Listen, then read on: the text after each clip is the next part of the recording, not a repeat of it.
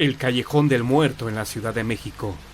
Corría el año de 1600 y a la capital de la Nueva España continuaban llegando mercaderes, aventureros y no pocos felones, gente de rompe y rasga que venían al Nuevo Mundo con el fin de enriquecerse como lo habían hecho los conquistadores. Uno de esos hombres que llegaba a la capital de la Nueva España con el fin de dedicarse al comercio fue don Tristán de Alcúcer, que tenía un negocio de víveres y géneros en las islas Filipinas, pero ya por falta de buen negocio o por querer abrirle buen camino en la capital a su hijo, arribó cierto día de aquel año a la ciudad. Después de recorrer algunos barrios de la antigua Tenochtitlán, don Tristán de Alcúcer se fue a radicar en una casa de medianía allá por el rumbo de Tlatelolco, y ahí mismo instaló su comercio que atendía con la ayuda de su hijo, el cual tenía el mismo nombre, un recio mocetón de buen talante y alegre carácter. Tenía don Tristán de Alcúcer a un buen amigo y consejero, en la persona de su ilustrísima, el arzobispo don Fray García de Santa María Mendoza, quien solía visitarlo en su comercio para conversar de las cosas de las Filipinas y la tierra hispana, pues eran nacidos en el mismo pueblo. Ahí platicaban al sabor de un buen vino y de los relatos que de las islas del Pacífico contaba el comerciante. Todo iba viento en popa en el comercio, que el tal don Tristán decidió ampliar y darle variedad, para lo cual envió a su joven hijo a la Villa Rica de la Veracruz y a las costas malsanas de la región de Mas, al suroeste. Quiso la mala suerte que enfermara a Tristán chico, y llegara a tal grado su enfermedad que se temió por su vida. Así lo dijeron los mensajeros que informaron a don Tristán que era imposible trasladar al enfermo en el estado en que se hallaba, y que sería cosa de medicinas adecuadas y de un milagro para que el joven enfermo se salvara. Henchido de dolor por la enfermedad de su hijo y temiendo que muriera, don Tristán de Alcúcer se arrodilló ante la imagen de la Virgen y prometió ir caminando hasta el santuario del Cerrito si su hijo se aliviaba y podía regresar a su lado. Semanas más tarde el muchacho entraba a la casa de su padre, pálido, convaleciente, pero vivo, y su padre feliz lo estrechó entre sus brazos. Vinieron tiempos de bonanza. El comercio caminaba con la atención esmerada de padre e hijo, y con esto, don Tristán se olvidó de su promesa, aunque de cuando en cuando, sobre todo por las noches en que contaba y recontaba sus ganancias, una especie de remordimiento le invadía el alma al recordar la promesa hecha a la Virgen. Al fin, un día envolvió cuidadosamente un par de botellas de buen vino y se fue a visitar a su amigo y consejero, el arzobispo García de Santa María Mendoza, para hablarle de sus remordimientos, de la falta de cumplimiento a la promesa hecha a la Virgen, de lo que sería conveniente hacer, ya que de todos modos le había dado las gracias a la Virgen rezando por el alivio de su vástago. «Bastará con eso», dijo el prelado. «Si habéis rezado a la Virgen dándole las gracias, pienso que no hay necesidad de cumplir lo prometido». Don Tristán de Alcúcer salió de la casa arzobispal muy complacido. Volvió a su casa, al trabajo y al olvido de aquella promesa de la cual lo había relevado el arzobispo. Mas he aquí que un día, apenas amanecía la mañana, el arzobispo Fray García de Santa María iba por la calle de la Misericordia, cuando se topó a su viejo amigo don Tristán de Alcúcer, el cual aparecía ojeroso, cadavérico, y con una túnica blanca que lo envolvía. Caminaba rezando con una vela encendida en la mano derecha, mientras su enflaquecida siniestra descansaba sobre su pecho. El arzobispo le reconoció enseguida, y aunque estaba más pálido y delgado que la última vez que se habían visto, se acercó para preguntarle: «¿A dónde vais a estas horas, amigo Tristán Alcúcer?» «A cumplir con la promesa de ir a darle gracias a la Virgen», respondió con voz cascada, hueca y tenebrosa el comerciante llegado de las Filipinas. No dijo más, y el prelado lo miró extrañado de pagar la manda. aun cuando él lo había relevado de tal obligación.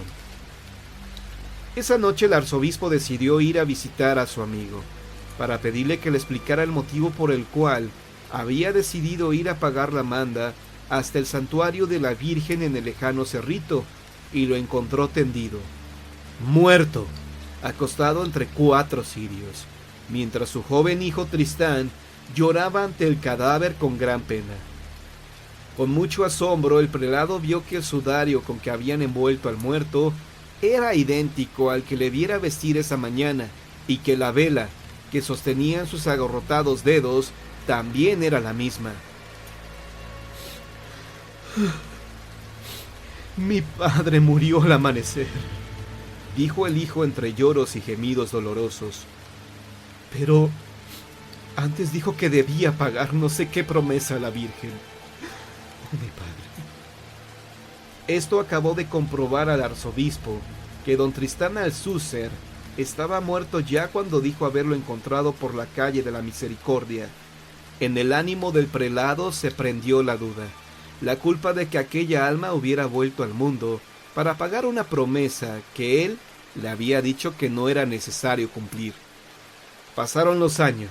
Tristán, el hijo de aquel muerto llegado de las islas Filipinas, se casó y se marchó de la Nueva España hacia la Nueva Galicia, pero el alma de su padre continuó hasta terminado el siglo deambulando con una vela encendida, cubierto con el sudario amarillento y carcomido.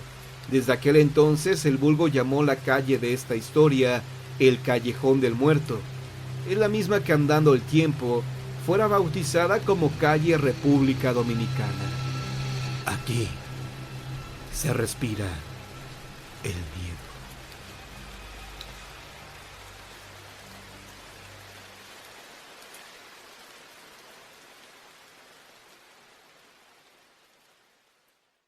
El amplio patio se adornaba al centro con aquel viejo, pero frondoso palo blanco donde los pájaros se posaban para llenar el ambiente con su canto.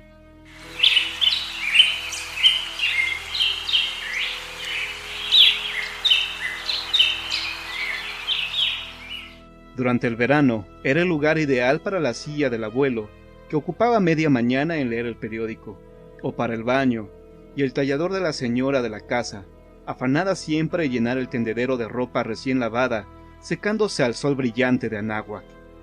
Por las noches todo era diferente. Ningún pájaro dormía en el árbol, y jamás un nido se vio entre sus ramas. Aquel palo blanco era visto con desconfianza por los vecinos que contaban de cosas raras que sucedían en torno a él. Doña Martina y su esposo José llegaron con el abuelo y los niños a ocupar aquella casa después de dejar el rancho. Nada sabían de aquellas historias y nada creían por jamás haber observado algo. Ahora los niños estaban en la escuela y podían seguir atendiendo la parcela, que estaba a media hora del pueblo. Todo estaba a la medida y lo demás era lo de menos.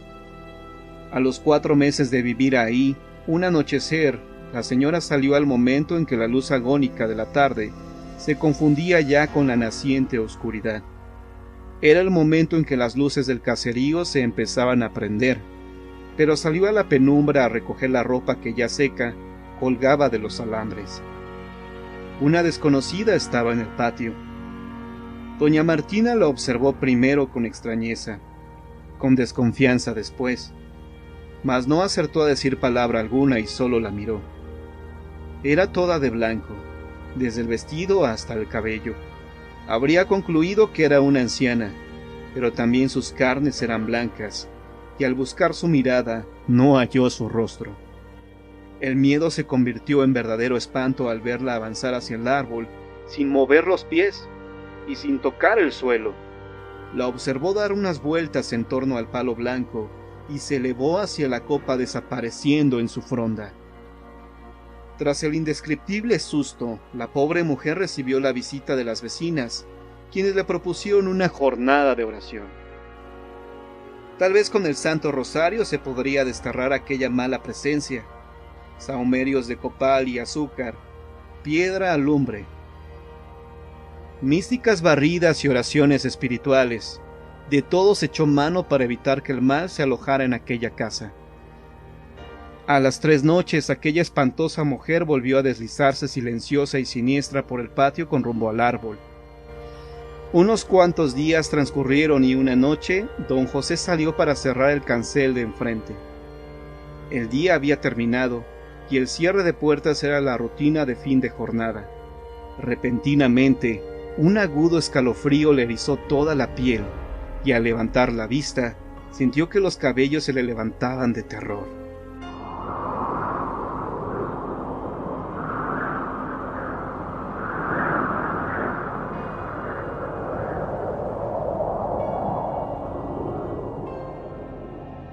Sobre su cabeza, pasó en lento vuelo la fantasmal mujer hacia el palo blanco.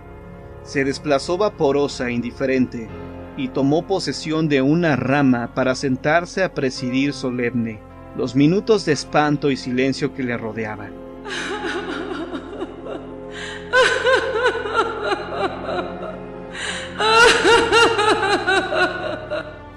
Luego, como el humo a un golpe de aire, se diluyeron sus formas entre el ramaje y la nada.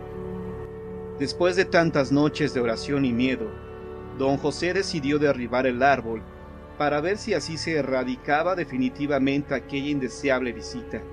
Así que una mañana se armó de hacha y serrucho para en unas cuantas horas reducir el palo blanco a un montón de leña.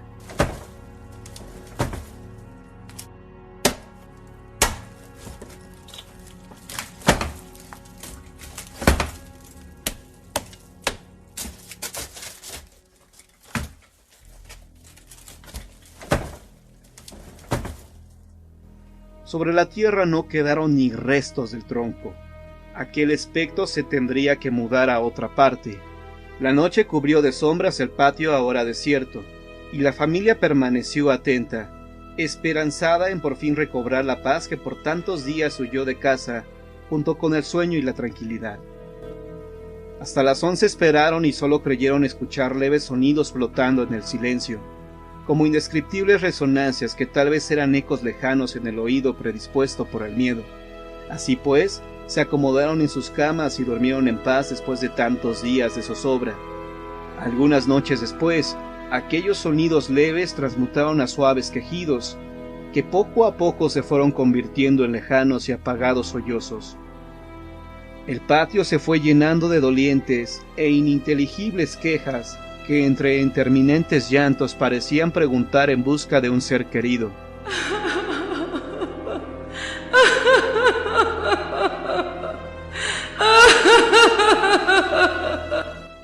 El miedo volvió a llenar de intranquilidad aquel hogar, al que ya no parecía valerle plegaria alguna. De ahí en adelante, todas las noches fue lo mismo. La fantasmagórica mujer ya no se hacía ver, pero su llanto se desplazaba en tránsito constante del cúmulo de leña al sitio donde el árbol se ubicaba, del centro del patio hacia cada cuarto y rincón de la casa.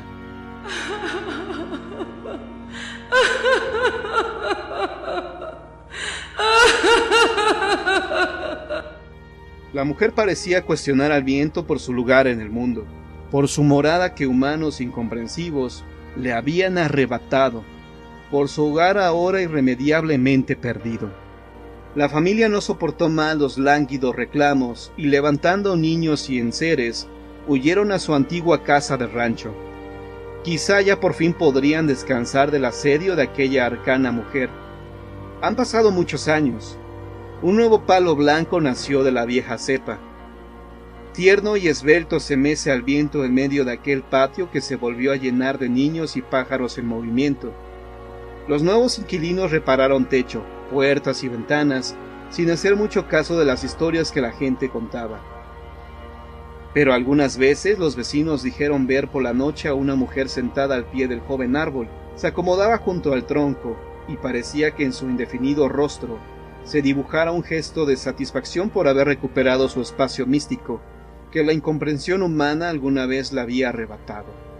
Pero cuentan que desde que el arbolillo era apenas un brote en la tierra, dejó de escucharse por el viento aquel llorar entre sombras, que llenó de miedo a los vecinos del lugar.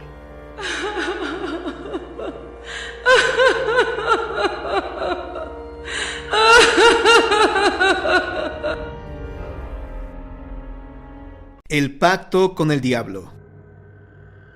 Esta historia se desarrolló en el estado de Michoacán. Resulta que un individuo estaba por recibir un puesto importante en su pueblo. Dicho nombramiento merecía que organizara una gran fiesta, pero el muy irresponsable no había preparado nada. Su esposa lo regañó diciéndole que ya debía tener todo listo para el convivio. Él, sin apenarse o preocuparse siquiera, le dijo a su mujer que para lograrlo, al día siguiente iría al pueblo y le pediría dinero al primero que se encontrara. Y así lo hizo. Al día siguiente, muy temprano, salió de su casa, y el primero que se encontró fue un Catrín montado sobre una mula. Se acercó a él y le comenzó a hacer plática. Después de intercambiar unas palabras, le dijo abiertamente que necesitaba dinero, que él tenía cómo garantizarlo. El Catrín, que en realidad era el diablo, lo escuchó con atención y le dijo que le daría el dinero, pero que a cambio tendría que entregarle al ser que siempre salía a recibirlo cuando llegaba a su casa. El individuo, creyendo que se refería a su perro, aceptó con gusto. «Yo te llevaré el dinero», dijo el Catrín, «y cuando llegue a dejártelo, no dejes salir a tu familia. Quiero que solamente salgas tú a recibirlo». El incauto hombre regresó a su casa y le contó a su esposa que un Catrín le daría mucho dinero a cambio de su perro. 3 días después, por la noche, se escuchó acercarse una carreta a la casa del individuo. Cuando salió a abrir, vio que el Catrín venía acompañado de unos extraños hombres. Lo primero que le dijo fue: «¿En dónde lo echamos?», refiriéndose a los costales de dinero que llevaba. El ingenuo hombre les dijo en dónde colocarlos, y los acompañantes del Catrín obedecieron. Le dejaron 3 bultos, llenos de monedas de oro. La esposa del afortunado preguntó a su hija sobre la identidad de estos hombres, pero ella no supo qué contestarle. El Catrín le dijo al individuo que debía saldar su deuda una vez pasada la fiesta. «Ya que está aquí el dinero, te voy a cumplir con lo pactado», dijo el hombre. «Te daré a mi perro». «Yo no quiero a ningún perro», dijo el Catrín. «Quiero a tu hija». Como el inconsciente hombre vio tanto dinero, no sintió remordimiento en entregar lo que el Catrín pedía. Antes de retirarse, le indicó qué camino debía tomar para llegar a su casa. El Catrín se marchó en su carruaje aprisa, tan aprisa que a su paso su vehículo sacaba chispas. Finalmente el individuo pudo dar la fiesta como la había planeado, con castillos, toritos y músicos para amenizar la velada. Además, llevó una buena cantidad de dinero a la iglesia como ofrenda, pero el sacerdote, al desconocer de dónde provenía ese dinero, se rehusó a aceptarlo. Mejor para el torpe hombre, pues llegando a su casa lo primero que hizo fue arrojar las monedas al aire. Pero pasada la fiesta recordó que debía cumplir su deuda con el Catrín, así que al caer la noche del día siguiente se dirigió a la casa de éste.